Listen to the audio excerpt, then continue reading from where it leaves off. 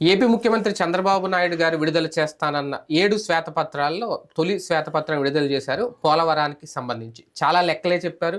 గత ప్రభుత్వం చేసిన తప్పిదాలను వివరించారు. అలాగే గతానికి ఇప్పటికీ పోలిస్తే దాదాపు 36% అంటే భారీగానే ఇప్పుడు బడ్జెట్ పెరగబోతోంది పూర్తి చెయ్యాలి అంటే. అది కూడా ఓవరాల్గా ఆయన చెప్పిన నీతి ఏంటి పోలవరంకి సంబంధించి, ఈ 5 ఏళ్లలో పూర్తి అవుతుందనా అవ్వదనా, డయాఫ్రామ్ వాళ్ళు ప్యారలాల్గా కట్టడానికి 2 ఏళ్ళు పడుతుంది పూర్తిగా అని, పూర్తిగా పూర్తి కావాలంటే ఖచ్చితంగా 5 ఏళ్ళు పైగా పడుతుంది అనేది ఆయన చెప్పిన నీతి ఒక రకంగా. అంటే పోలవరాన్ని ఈ 5 ఏళ్లలో చూడలేమా? శ్వేతపత్రం ద్వారా ఏం తెలిసి వచ్చింది పోలవరానికి సంబంధించి ప్రజలకి? ఇదే అంశం మీద చర్చించే ప్రయత్నం చేద్దాం సార్. దాదాపుగా అంటే నాకు అర్థమైంది ఆయన చెప్పిన దాన్ని బట్టి, ఇప్పుడు ఇంకా దాదాపు ఒక 76,000 కోట్లు అవుతుంది ప్రాజెక్టుకి పూర్తి చెయ్యాలి అంటే అనేది. అసలు ఆ శ్వేతపత్రం ద్వారా ఏం అర్థమైంది కేంద్రానికి, ప్రజలకి ఆయన ఏమన్నా సంకేతం ఇచ్చారా? ఇది ఇలాగే కంటిన్యూ అయితే 1,00,000 కోట్లు అవసరం అవుతుంది. ఎందుకు అంటే ప్రాక్టికల్గా దాని రేటు ఏం పెంచుతున్నారు, ద్రవ్యోల్బణం ఆధారంగా అన్నటువంటి చెప్తున్నట్టు. అది 2014 సంవత్సరంలో రాష్ట్రం విడిపోయినటువంటి టైంలో ఎలక్షన్స్ ముందు ఆయన రాయపాటి సాంబశివరావుకి అప్పుడు మంత్రి పదవి ఏమి ఇవ్వాల, మిగతా వాళ్ళందరికీ కేంద్ర మంత్రులు ఇచ్చారు, ఆయనకి ఒక్కడికి ఇవ్వాల. ఆయనకి ఇది గిఫ్ట్గా ఇచ్చారు, ట్రాన్స్ట్రాయ్ సంస్థకి ఇది గిఫ్ట్గా ఇచ్చారు. వాళ్ళ బ్రదర్ కూడా వచ్చే వాళ్ళ అబ్బాయి కదా, మనకు వచ్చి మాట్లాడారు చూసాం కదా. అది ఎంత అప్పుడు 14,000 కోట్ల ఉన్నటువంటి దాన్ని 16,000 కోట్లకి పెంచారు. ఆ తర్వాత ఆ ట్రాన్స్ట్రాయ్ని పక్కన పెట్టి 14,000 కోట్లకి చేయడానికి నవయుగం ముందుకు వచ్చింది, 2,000 కోట్లు తక్కువతో. అందుకోసం అప్పుడు నితిన్ గడ్కరీ దగ్గరికి వెళ్ళి చంద్రబాబు గారు స్వయంగా కూర్చుని మాట్లాడాక ఒప్పించడం పూర్తయింది నవయుగాకి.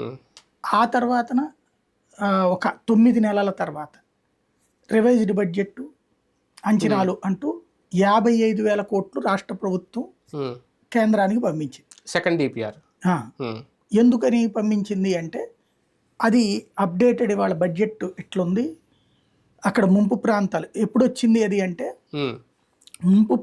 ముంపుకు సంబంధించినటువంటిది మామూలుగా జాతీయ ప్రాజెక్టులో కన్స్ట్రక్షన్ కాస్ట్ కేంద్ర ప్రభుత్వం పెట్టుకుంటుంది 90-10% లెక్క. అదే R&R ప్యాకేజీ రాష్ట్ర ప్రభుత్వమే పెట్టుకోవాలి. ఆ టైంలో ఓకే అయ్యింది. అయితే అప్పుడు వెంకయ్యనాయుడు గారు గడ్కరీ గారితో మాట్లాడి ఇది పూర్తిగా కేంద్ర ప్రభుత్వం పెట్టుకుంటే, ఎందుకంటే అది ఉంది 3,000 కోట్లే కదా, పైన అయితే గీత ఇంకో 2-3,000 కోట్లు అవుతుంది అంతే కదా, కేంద్రం పెట్టుకుందాం, అది మనకు లైఫ్ లాంగ్ పేరు ఉంటుంది, బీజేపీ ఇచ్చినట్టుగా ఉంటుంది అంటే గడ్కరీ గారు కూడా ఒప్పుకోవడం, దాన్ని ఓకే చేయడం జరిగింది. అది చేశాక అకస్మాత్తుగా అది కాస్త 33,000 కోట్లు R&R ప్యాకేజీకి అయింది. ప్రాజెక్ట్ కాస్ట్ కంటే కూడా ఇది 3 రెట్లు ఎక్కువైంది, పునరావాసానికి ఎక్కువైపోతుంది. అక్కడ నుంచి అసలు వివాదం వచ్చింది. అక్కడ ప్రాజెక్టు పూర్తి కాకపోవడానికి ఎవరికి వాళ్ళు ఎదుటి వాళ్ళ కారణం చెప్తున్నారు, కానీ అసలు రీజన్ ఇప్పటికి కూడా సైద్ధాంతికంగా అది తేలట్లేదు. ఏంటి అంటే R&R ప్యాకేజీ కింద ఇచ్చే అది డబ్బులు ఇవ్వకుండా ప్రాజెక్టు పూర్తి చేయలేరు. ప్రాజెక్టు పూర్తి చేస్తే R&R ఇవ్వాలా. ఇప్పుడు 70% 80% పూర్తి అయిందంటే నీళ్ళు వెళ్ళిపోతాయి కదా ఊళ్ళల్లోకి, ఎట్లుంటది అప్పుడు? ఇంకా జనాలు మునిగిపోరా? ముందు అక్కడ అసలు గొడవ ఏంటి జరుగుతున్నది, ప్రాజెక్టులో ఫస్ట్ కేంద్రంతో తేల్చుకోవాల్సింది నువ్వేమిస్తావు, వాళ్ళు ప్రాజెక్ట్ కాస్ట్ భరిస్తానంటారు. ఏ లెక్కన భరిస్తారు? పూర్తిగా భరిస్తారు 100%. R&R విషయం వాళ్ళు తేల్చట్ల. వాళ్ళు ఆ మధ్యన జగన్మోహన్ రెడ్డి వెళ్ళి కూర్చుని మాట్లాడిన తర్వాత అదేదో 31,000 కోట్లకి టోటల్ ఫస్ట్ దశ 42 అడుగులకో దేనికో అన్నటువంటిది ఫైనల్ చేసుకుంటూ వచ్చారు.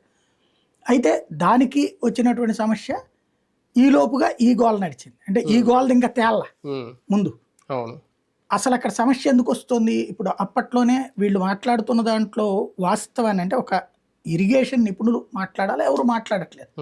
ప్రాక్టికల్ పాయింట్ ఏంటంటే, ఎందుకు అక్కడ కొట్టుకుపోయిన పరిస్థితి వచ్చింది, అసలు ఎందుకు అప్పుడు పూర్తి కాలేదు అంటే, ఆ కాపర్ డ్యామ్ పూర్తి చేసి ఆ రాక్ఫిల్ డ్యామ్, దాని పేరు అదేది డయాఫ్రమ్ వాల్ అంటారు, అయ్యింది. ఇవి 2 అయిపోతే ఏమైపోయినట్టు, నీళ్ళు నిల్వ ఉన్నట్టు. నీళ్ళు నిల్వ ఉంటే ఏమవుతుంది, ఊళ్ళు మునిగిపోతాయి. అంటే ఫ్లోటింగ్ ఆపేస్తారు, ఆపేసినట్టే కదా. ఆపేశారు. అవి రెండు కంప్లీట్ గా ఆపేస్తే ఇంకెక్కడికి పోతాయి నీళ్లు? ఎక్కడ పోతాయి? ఊళ్ళలోకి పోయి ఊళ్ళు మునిగిపోతాయి. అది కాబట్టి అది పూర్తి చేయాలి. మిగతా పనులు పూర్తి చేస్తున్నారు. అవును. ఇప్పుడు చంద్రబాబు గారి టైంలో పూర్తి చేసినవి ఇవి. దానికి ఈలోపు జగన్ వచ్చిన తర్వాత చేసిన పని ఏంటి? ఆ సీపేజ్ సిస్టమ్ అది సెటరైట్ చేసి గేట్లు అవన్నీ పెట్టుకొచ్చాడు. అటుకి నీళ్లు ఇప్పుడు ఫ్లో అవ్వాలి. నీళ్లు ఫ్లో అవ్వాలంటే ఇక్కడ మూసేసేయాలి. ఇదేం లేదు, ఇట్లా ఉంది గోదావరి నది, ఇట్లా వస్తుంది, ఇదంతా ఉంది. ఇక్కడ ఇదంతా వంతెన ఇట్లా పెట్టుకుని ఇక్కడ వంతెన కట్టి ఇది మూసేయాలి. అంటే వాటర్ని టర్న్ చేయాలి అక్కడ. ఆ టర్నింగ్ దగ్గర గోడ కట్టాలి. అక్కడ గోడ కడితే వాటర్ అటుకెళ్ళిపోద్ది, లేదా ఇటుకు వచ్చేస్తుంది. ఇట్లా రావాలి. సమస్య అక్కడ వస్తుంది, ప్రధానమైనటువంటి అంశం. అది పూర్తి చేయాలంటే ముందు అక్కడ వాళ్ళకి పరిహారం ఇచ్చేసి వాళ్ళని అక్కడి నుంచి ఖాళీ చేసేసి వాళ్ళని వేరే చోటకి పంపించాక మాత్రమే అవి క్లోజ్ చేయాలి. అక్కడ తేలట్లా, కేంద్రము తేల్చట్లేదు, వీళ్ళు తేల్చుకోవట్లేదు, ఎవరికి వాళ్ళకి అదే సమస్య అట్లాగే ఉంది. అది రేటు పెరిగిపోతా వచ్చింది. రేటు పెరిగే కొద్దీ దానికి సమస్య అట్లాగే ఉండిపోతుంది. ఇప్పుడు నేను ఇంతకు ముందు సంతోషపడింది ఏంటంటే 2018కి అవ్వలేదు, పోనీ 20కి పూర్తి చేస్తారేమో అనుకున్నా. 22కి పూర్తి అన్నారు, అది అనుకున్నా, అది సంతోషపడ్డా. తీరా చూస్తే 24కి అనుకుంటే అది పోయింది. ఇప్పుడు అర్థమైపోయింది ఏంటంటే 29 దాకా కూడా అయ్యే పరిస్థితి కనిపించట్లేదు. 5-6 ఏళ్ళు పడుతుంది. ఇప్పుడు ఏంటి, ముందు ఇది తీసేయాలా లేదా? ఆ గోడ ఉండగా ప్యారలల్ గా ఇంకో గోడ కట్టాలి. తీసేసి ఎలా కడతారు? ప్యారలల్ గా కట్టడం అంటే మళ్ళీ అక్కడ భౌగోళికంగా సరిపోదు. అదే అంటే నేను చెప్పింది అదే కదా, ప్యారలల్ గా ఇంకో డయాఫ్రామ్ వాళ్ళు కట్టుకోవాలి. అంటే అప్పుడు ఏమైపోతుంది అంటే ప్యారలల్ గా కట్టి రావడమా, లేకపోతే దానికి ఆ గుంటలు పూడ్చడమా?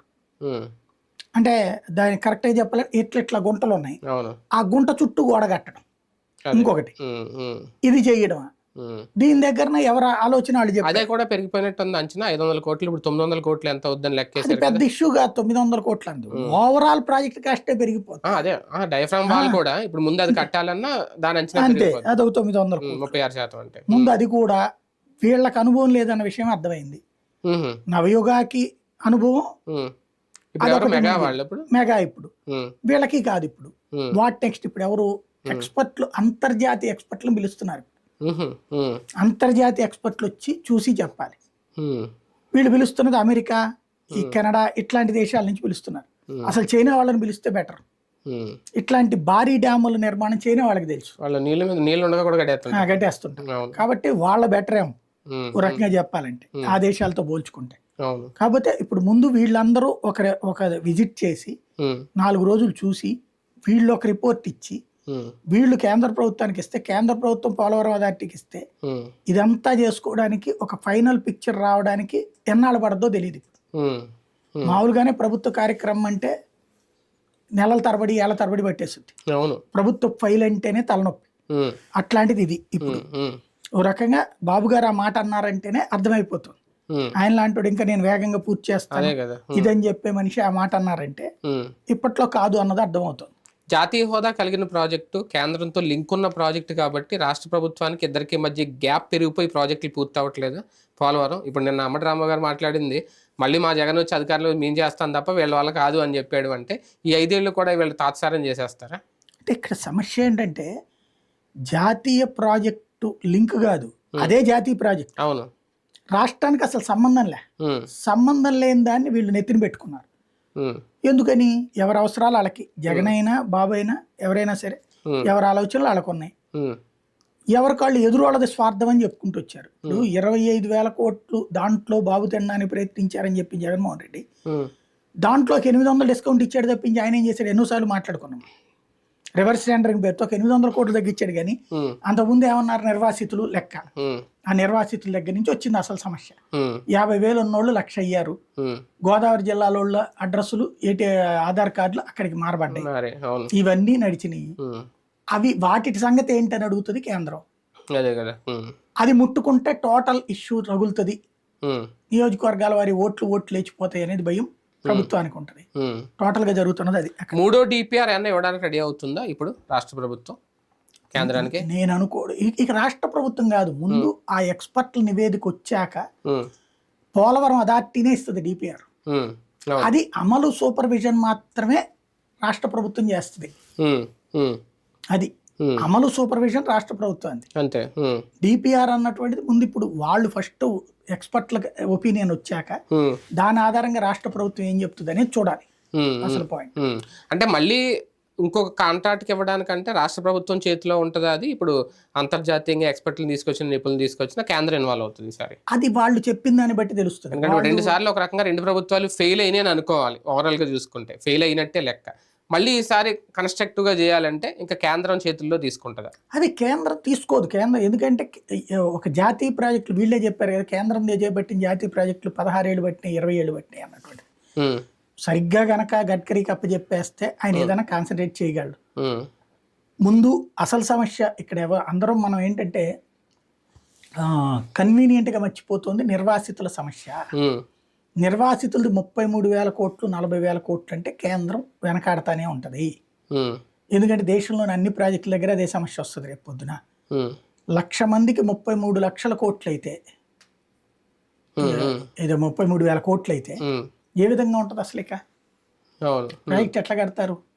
33,000 కోట్లు అంటే టోటల్గా 55,000 కోట్లలో 33,000 కోట్లు ఉట్టి దీనికే అవుతున్నాయి. ఇప్పుడు మళ్ళీ అది 70,000 అంటున్నారు. 70,000 కోట్ల రూపాయలు అంటే అసలు ఏ రేంజ్ లో ఉంటుంది? అది 76,000. అది 40,000 కోట్లు వాళ్ళ పరిహారానికి వేసుకోవాలి. టోటల్ గా 30,000 కోట్లు 33,000 కోట్లు వాళ్ళ పరిహారానికి వేసుకోవాలి. అది కూడా మళ్ళీ ఇప్పుడు ఈ బడ్జెట్ల ప్రకారం పెంచారనుకోండి ద్రవ్యోల్బణం లెక్కన, అప్పుడే 40,000 కోట్లు అవుతుంది. అంత రేంజ్ లో ఇస్తారా?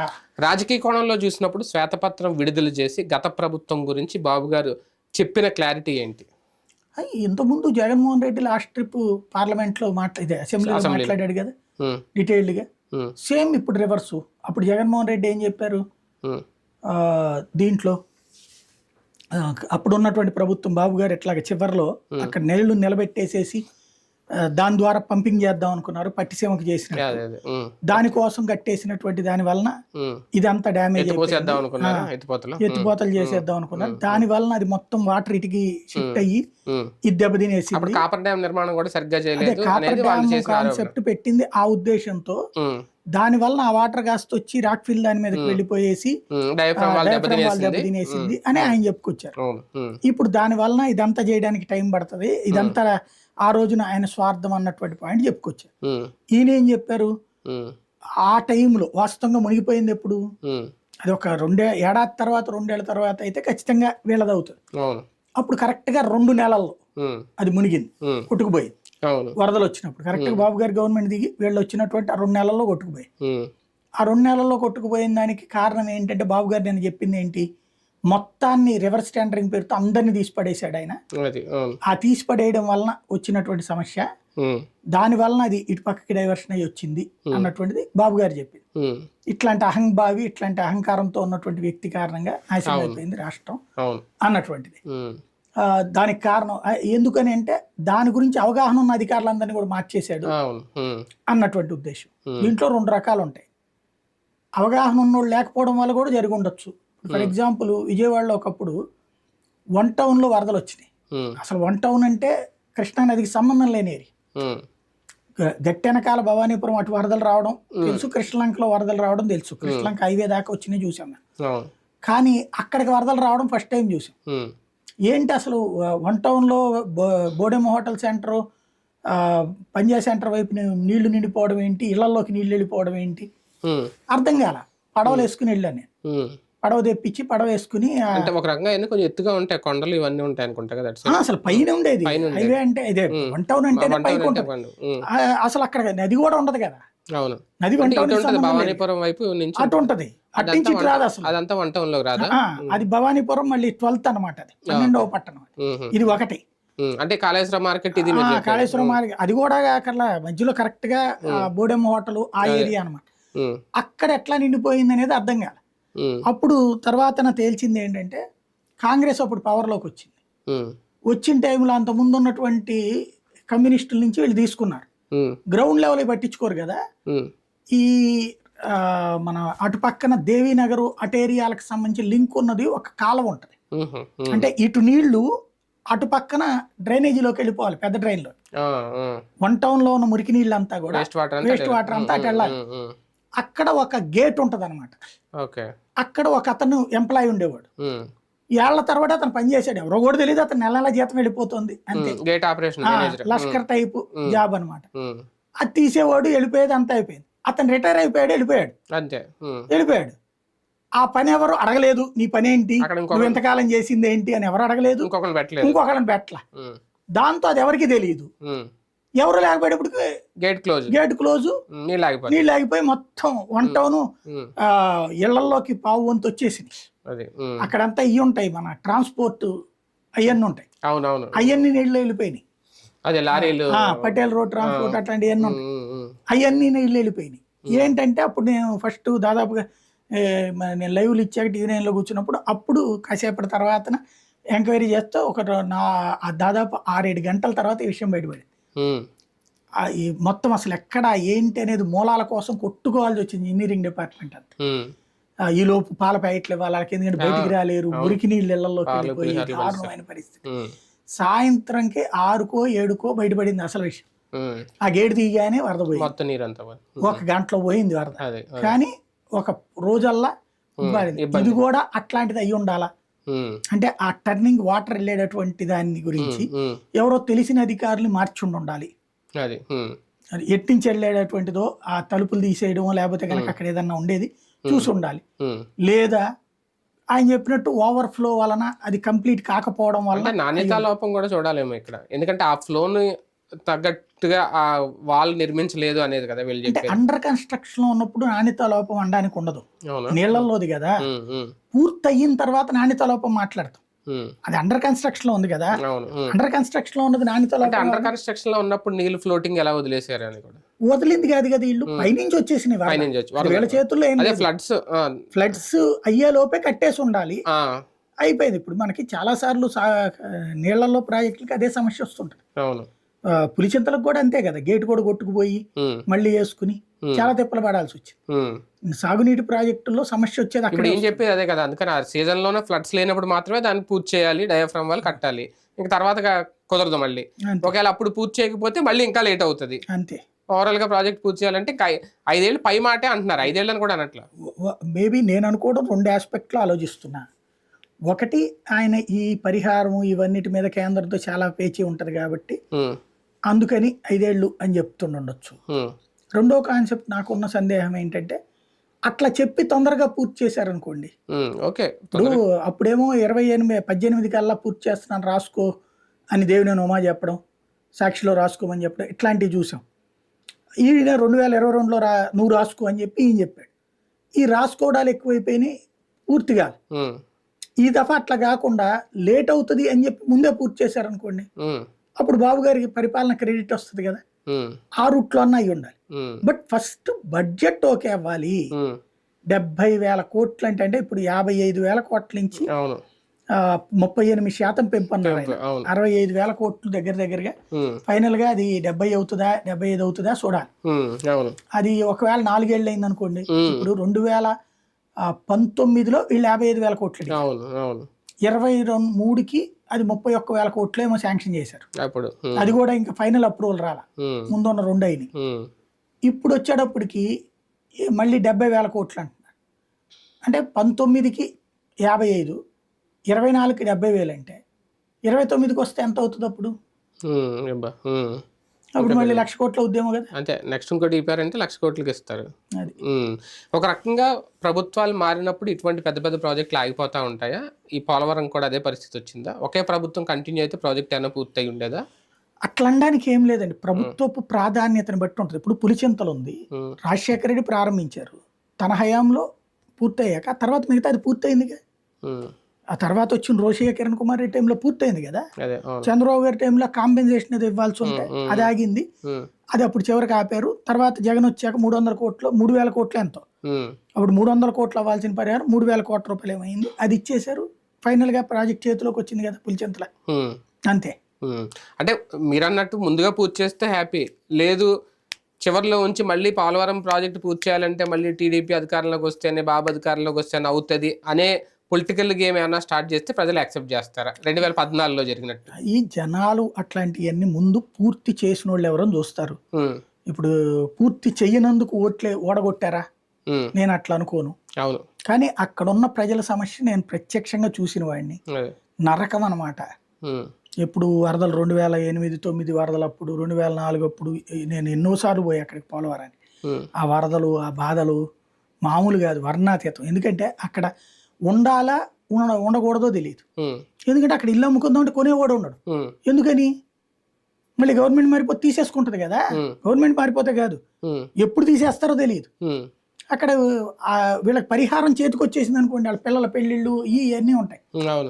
అదేమో ఎవ్వరు వాళ్ళకి పరిహారం ఇచ్చేస్తే అర్జెంట్గా వెళ్ళిపోవడానికి. అదే మేజర్ డౌట్. ఒకవేళ కాంపెన్సేషన్ విషయంలో కేంద్రం జోక్యం చేసుకోకుండా రాష్ట్ర ప్రభుత్వం పూర్తిగా ఇవ్వాలి ఈ పెరిగిన 36% ప్రకారం అంటే, ఈ 5 ఏళ్ళైనా రాష్ట్ర ప్రభుత్వం ఆ ఖర్చు భరిస్తుందా? ముందు వాళ్ళని సెట్ చేస్తేనేగా తర్వాత ప్రాజెక్ట్ పూర్తి. పరిహారం ఖర్చు పరిహారమే కాదు, ప్రాజెక్ట్ ఖర్చు 5 పైసలు కూడా రాష్ట్ర ప్రభుత్వం భరించదు. ఇంతకుముందు భరించలేదు. మరి R&R ప్యాకేజీ ఎవరు పెట్టుకోవాలి? అదే కదా కేంద్రం పెట్టమని కదా అనేది. ఇప్పుడు అందుకోసమే కదా ఇన్ని బడ్జెట్ చెప్తుంది. R&R కేంద్రమే ఇవ్వాలి. అసలు 33,000 కోట్లు 50,000 కోట్లు పెట్టే పరిస్థితుల్లో రాష్ట్రం ఎక్కడ ఉంది? మరి అదే చేయాలి.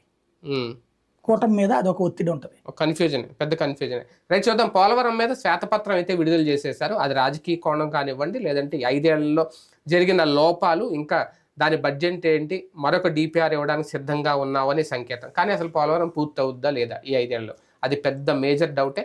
చూద్దాం జరుగుతుంది.